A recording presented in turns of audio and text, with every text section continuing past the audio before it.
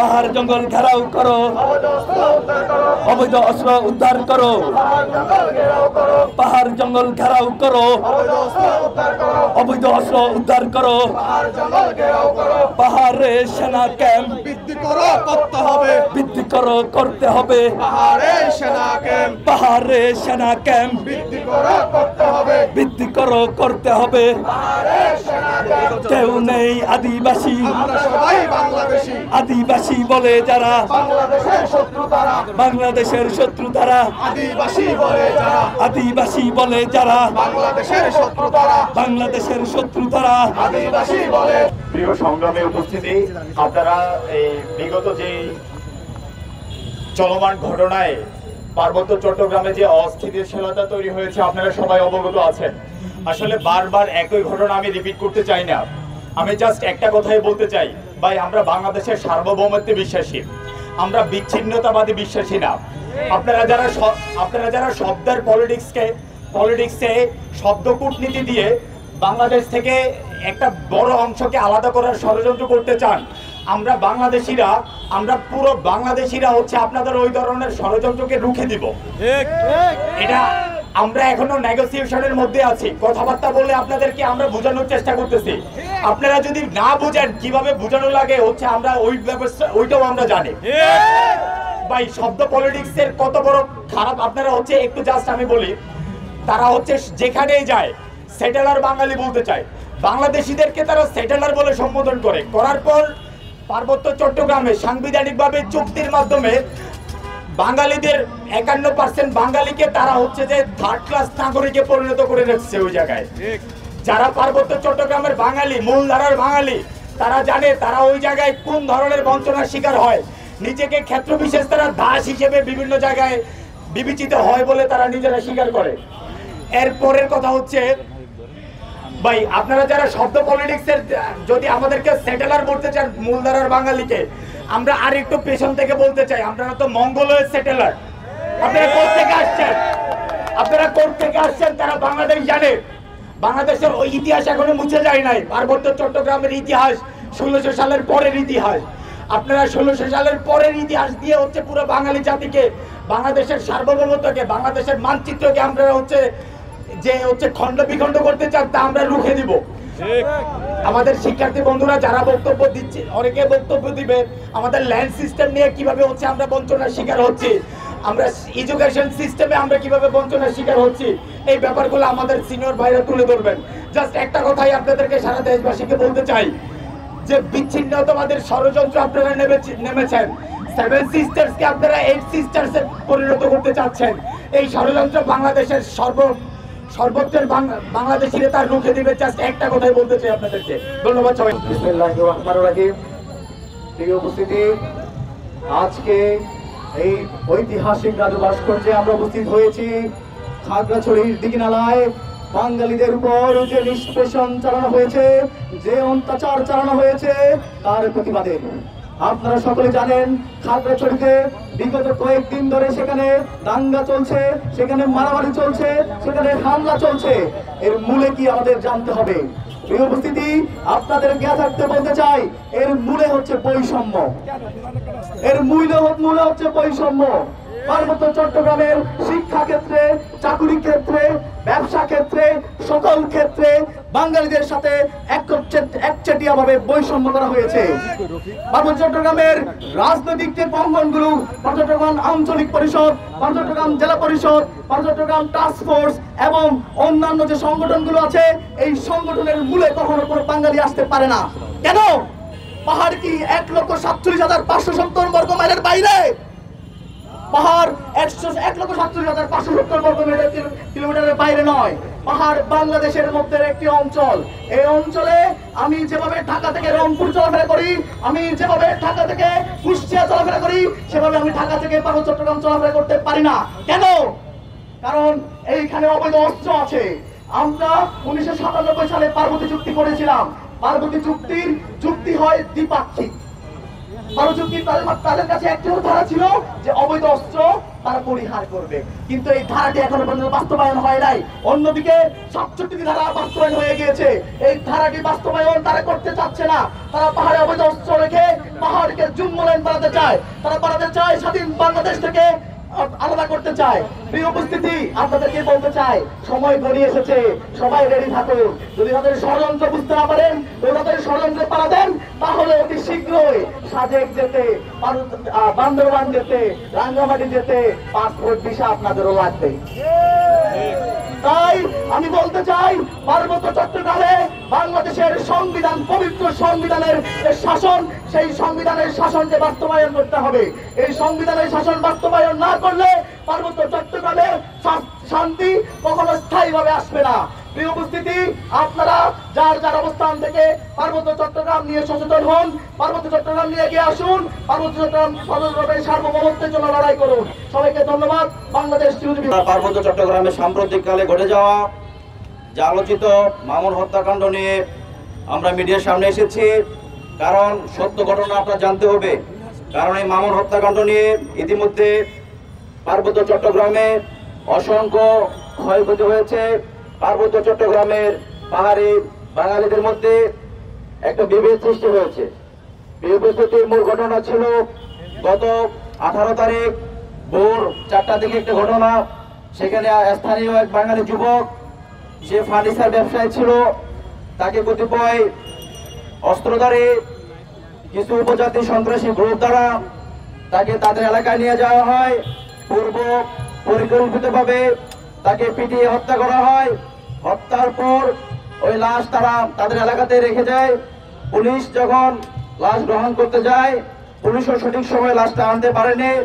তাদের দ্বারাই সেই কতিপয় উপজাতিরা তারা হসপিটালে লাশটা রেখে যায়। তারপর পরে ঘটনা জানাজানি হলে স্থানীয় বাঙালিরা এই মামুন হত্যার প্রতিবাদে 18 তারিখ দুপুর 1:30 ঘটিকার সময় খাগড়াছড়ি শাপলা চত্বরে একটি প্রতিবাদ এবং বিক্ষোভ মিছিল করে বিক্ষোভ মিছিল শেষে সে লাশ দাফনের জন্য তারা যখন বাড়িতে নিয়ে যায়, তখন কতিপয় ক্ষুদ্র নৃগোষ্ঠীর অস্ত্রধারী যে সংগঠন ছিল, সেই সংগঠনগুলোর কর্মী দ্বারাই এখানে এলোপাতাড়ি গুলি ছোড়া হয়। 18 তারিখ আমরা লাশ দাফন করি। লাশ দাফন করার পর 19 তারিখ সেই গুলির প্রতিবাদে খাগড়াছড়ির দিঘিনালা উপজেলায় দিঘিনালা কলেজের সাধারণ শিক্ষার্থীদের ব্যানারে এই মামুন হত্যার প্রতিবাদে আরেকটি বিক্ষোভ ও প্রতিবাদ মিছিল করে। সেখানে অল্প সংখ্যক ছাত্র ছিল, সর্বোচ্চ এখানে 1 থেকে 150 বাঙালি ছাত্র ছিল, তাদের ব্যানারে সেই মিছিলটা ছিল।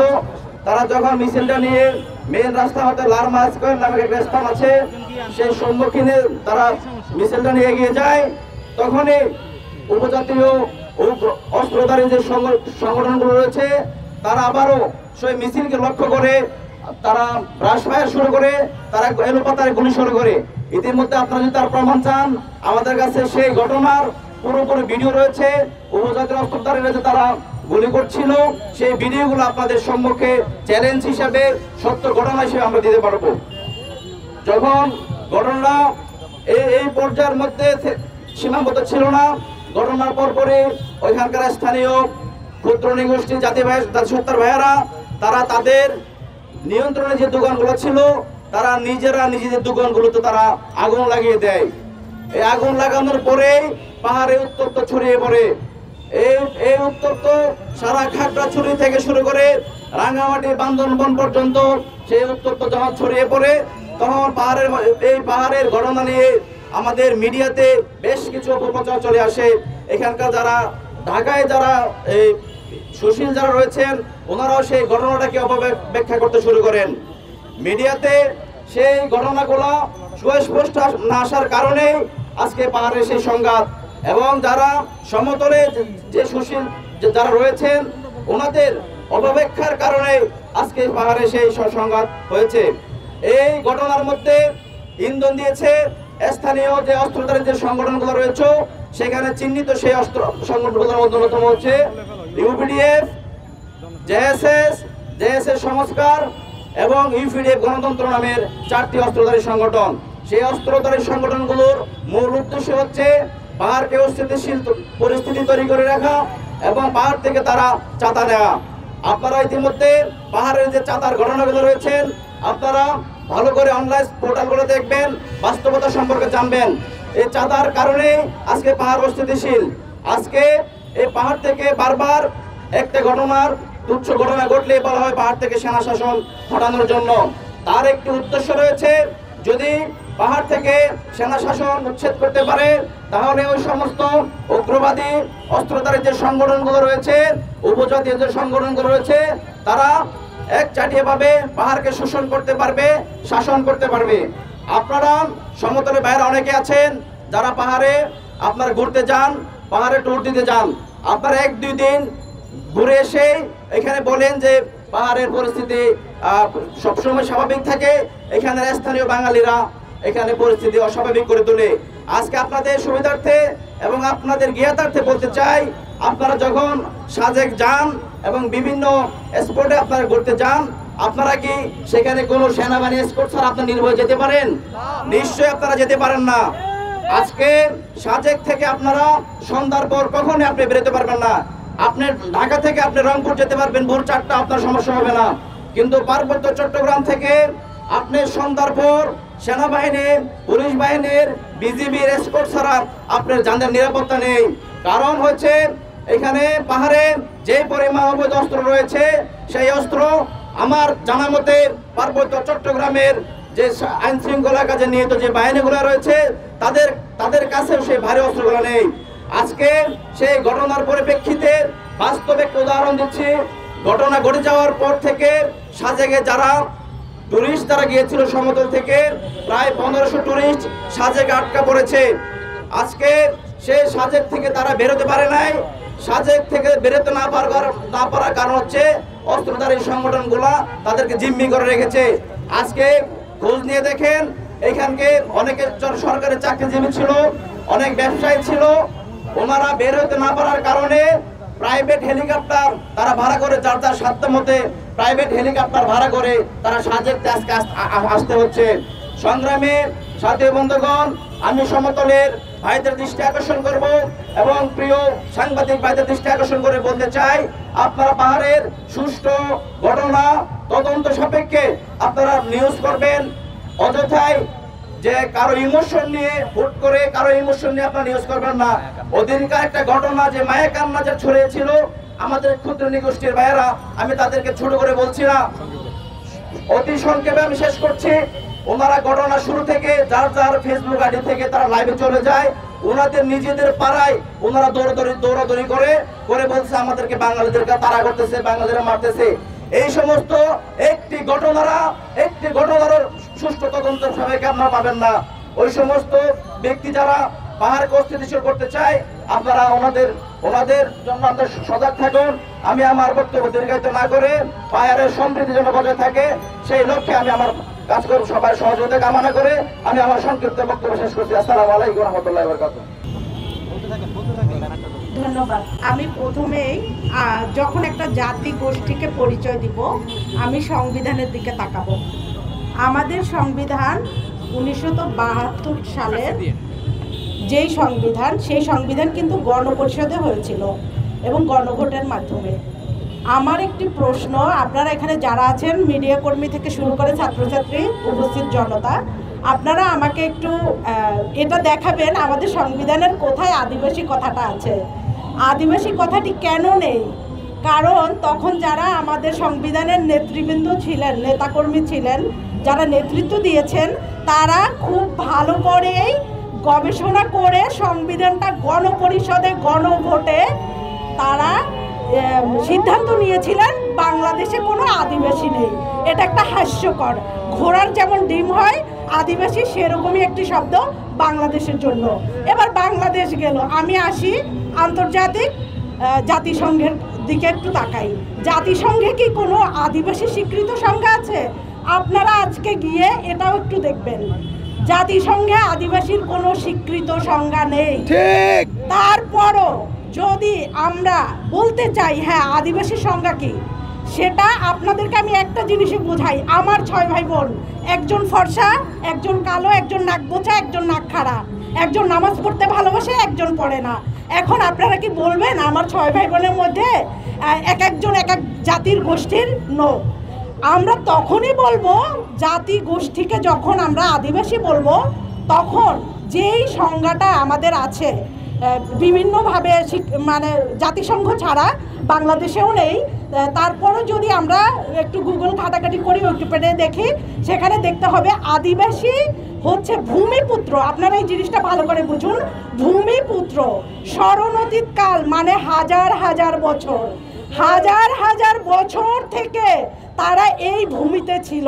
কিন্তু আমাদের যারা আদিবাসী বলে দাবি করছে, এই সমস্ত ক্ষুদ্র নৃগোষ্ঠী, আমাদের সংবিধানে স্পষ্ট কথাটি আছে, ক্ষুদ্র ও নৃগোষ্ঠী জাতিসত্তা।